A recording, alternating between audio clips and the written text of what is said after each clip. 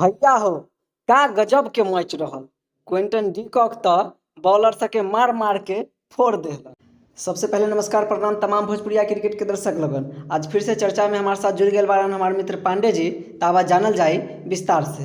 पांडे जी, राजस्थान आ कोलकाता वाला मैच देखनी। कोलकाता के डी कॉक तो अकेले धो दिलस।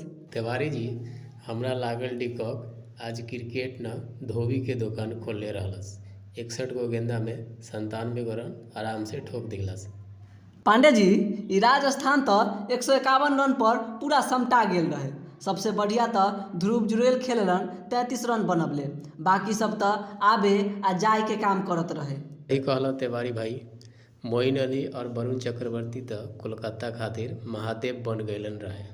दू गो विकेट लूट लेलन आ राजस्थान के बल्लेबाज लोगन के पसीना छोड़ा देलन। पांडे जी, जब कोलकाता बैटिंग करे आइल तो उ बा डी कॉक आ रघुवंशी के कलेजा मजबूत रहे। डी कॉक तो चौका छक्का के फुलझड़ी छोड़त रहे।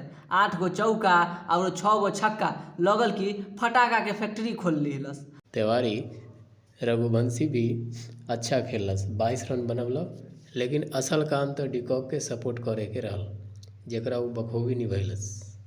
पांडे जी बताई, राजस्थान के बॉलर लोग विकेट लेवे खातिर गेंद फेंकत रहस। बाकी विकेट तो जैसे गोंद से चिपकल रहे। तिवारी जी, हसरंगा के भेजल गई सिगरेट हथियार बना के, लेकिन वो खुद पैसा वसूल सीन बन गई। पहले बैटिंग में खुश हो गई, फिर बॉलिंग में धराम। कसम से राजस्थान के गेंदबाज लोग तो कोलकाता के बैटिंग के देख के बस आशीर्वाद देते रह गईलन कि बेटा अच्छा खेलला। तिवारी जी, राजस्थान के गेंदबाजी ठीक न रहल। पिच तो धीमा रहे, बाकी केकेआर तो अपन चालाकी से कवर कर लेलस। पांडे जी, ई राजस्थान के बैटिंग आ बॉलिंग दोनों फूसफास रहल। यशस्वी जायसवाल मात्र 24 गेंद में 29 रन बना के पवेलियन लौटलन और कप्तान पराग 15 गेंद में 25 रन मारलन। बाकी सब तो ऐसे ही अलन आ गेलन। पांडे जी, हमरा लागता कि राजस्थान के कोनो नज़र लगा देले बा। ओकरा टोटका आ झाड़ फूक ट्राई करे के चाही और अगला मैच में कुछो नया तिरकम लगावे के पड़ी, नहीं तो ई बार भी कप के सपना सपने रह जाई।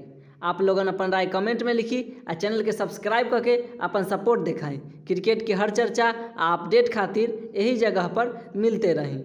धन्यवाद।